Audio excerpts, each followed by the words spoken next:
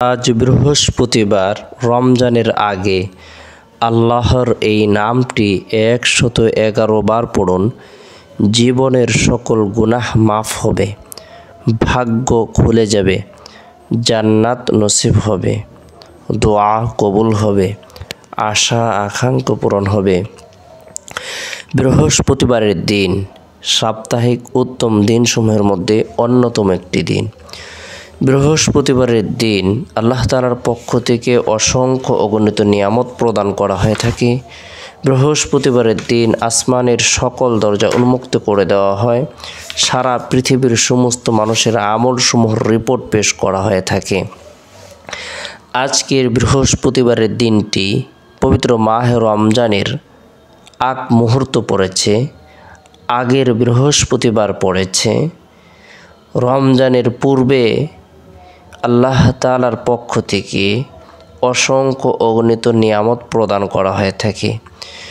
রমজানের গুরুত্ব, রমজানের মাহাত্ম্য, রমজানের তাৎপর্য সম্পর্কে আল্লাহ রাসূল সাল্লাল্লাহু আলাইহি সাল্লাম বিশেষ করে সাহাবা একরামকে সম্বোধন করে রমজানের পূর্বে থেকে বিশেষ একটি ভাষণ প্রদান করেছেন।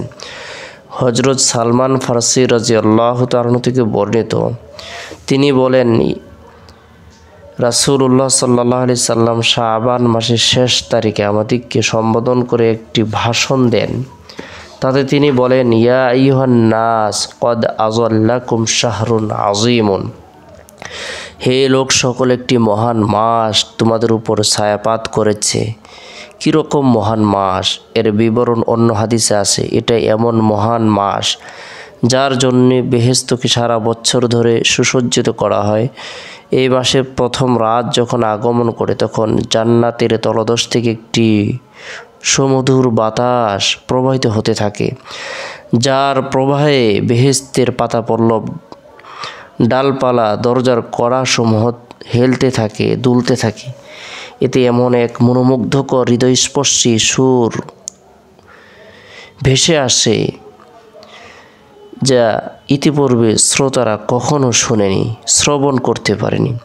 তখন সুন্দরী ডাগর চক্ষু বিশিষ্ট হুরগণ আত্মপ্রকাশ করে বেহেশতের বালাখানাসমূহের মধ্যে দ্বন্দ্বয়মান হয়ে ঘোষণা করতে থাকে, আল্লাহর কোনো প্রিয় বান্দা আছে কি যারা আল্লাহ তাআলার এই নিয়ামতকে গ্রহণ করবে, যারা আমাদেরকে বিয়ে করার জন্য আল্লাহ তাআলার দরবারে দরখাস্ত করবে। এরপর তারা বেহেশতের দারোগা রিদওয়ানের নিকট জিজ্ঞাসা করে, এটা কোন রাত্রি? উত্তরে তিনি বলেন, এটা রমজানের প্রথম রাত্রি।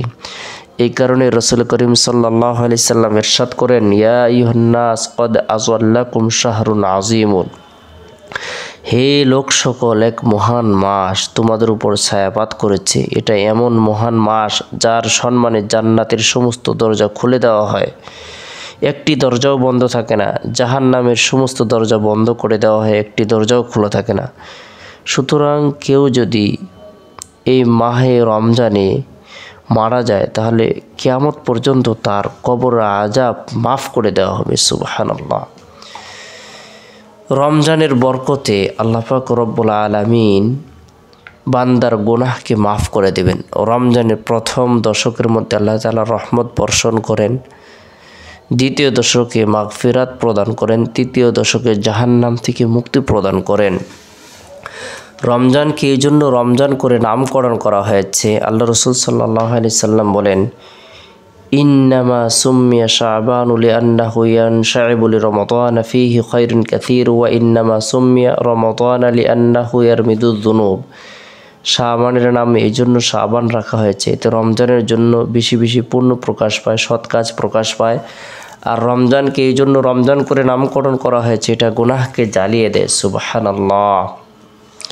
তাই বৃহস্পতিবারের ফজিলতের দিকে তাকে রমজান মাসের পূর্ব মুহূর্তে আমরা প্রত্যেকেই রমজানের প্রস্তুতি গ্রহণ করার উদ্দেশ্যে অধিক পরিমাণে নেক কাজ করব, নেক আমল করব, আল্লাহ তাআলার দরবারে রুনাজারি করব, তওবা ইস্তিগফারের আমল করব। আল্লাহ তাআলা আপনার আমার জীবনের সকল পেরেশানিকে দূর করে দেবেন, দোয়াকে কবুল করবেন, আশা আকাঙ্ক্ষাকে পূরণ করে দেবেন। বরকতপূর্ণ এই দিনে ফজরের নামাজ সম্পূর্ণ করার পর জাহান্নামের ভয়াবহ শাস্তি থেকে, আযাব থেকে বাঁচার উদ্দেশ্যে রাসূলের শিখানো বরকতপূর্ণ এই দোয়াটি 7 বার পাঠ করব, আমল করব। আল্লাহুম্মা আজিরনি মিনান নার, আল্লাহুম্মা আজিরনি মিনান নার। যে ব্যক্তি এই দোয়াটি 7 বার পাঠ করবে, আল্লাহ তাআলা তাকে জাহান্নামের ভয়াবহ শাস্তি থেকে নিরাপত্তা দান করবেন।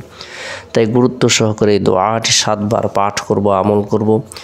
এরপরে বৃহস্পতিবারের দিন জোহরের নামাজ সম্পূর্ণ করার পর নিরিবিলি এক পরিবেশের মধ্যে বসে গুনাহ মাফের উদ্দেশ্যে তওবার নিয়তে গুরুত্ব সহকারে 111 বার ইস্তিগফারের আমল করব।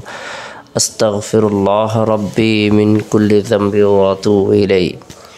এরপরে নবী সাল্লাল্লাহু আলাইহি সাল্লামের প্রতি মহব্বত রেখে, ভালোবাসা রেখে, আন্তরিকতা রেখে 111 বার দুরুদের আমল করব। ছোট্ট দুরুদ হলো সাল্লাল্লাহু আলাইহি সাল্লাম, উত্তম দুরুদ হলো দুরুদে ইব্রাহিম। যে দুরুদটি আমরা নামাজের মধ্যে পড়ে থাকি সেটি হলো উত্তম দুরুদ শরীফ। এরপরে তাসবিহ হাতে নিয়ে গুরুত্ব সহকারে আল্লাহ পাক রব্বুল আলামিনের গুণবাচক বরকতপূর্ণ এই নামটি আমরা 111 বার আমল করব। আল-লাতীফু, আল-লাতীফু নামের অর্থ হলো সূক্ষ্মদর্শী।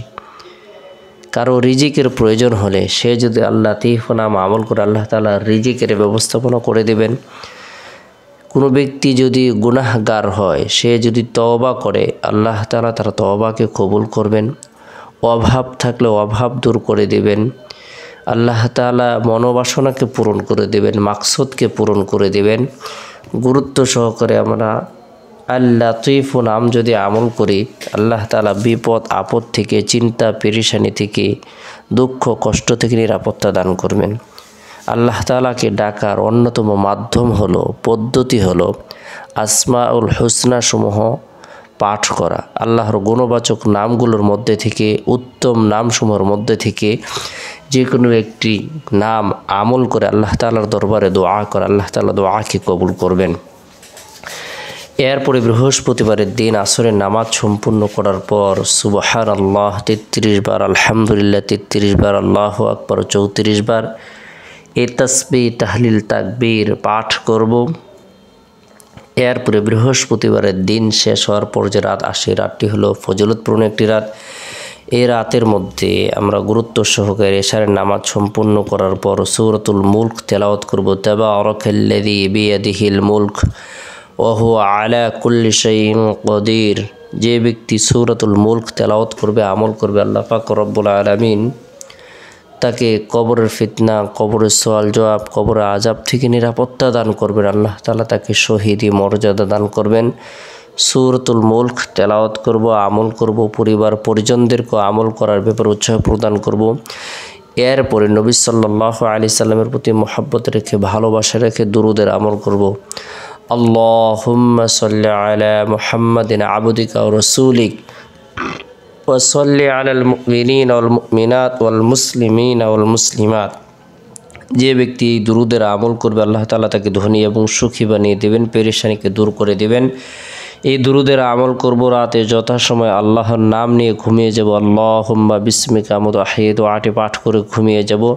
চেষ্টা করব রাতের 1/3 অংশে ঘুম থেকে জাগ্রত হয়ে তাহাজ্জুদের নামাজ পড়ার জন্য। আল্লাহ পাক রব্বুল আলামিন আমাদের সকলকে বোঝার আমল করার তৌফিক দান করুক। সকলে ভালো থাকুন, সুস্থ থাকুন, সকল সুস্বাস্থ্য কামনা করে শেষ করছি। আসসালামু আলাইকুম ওয়া রাহমাতুল্লাহ।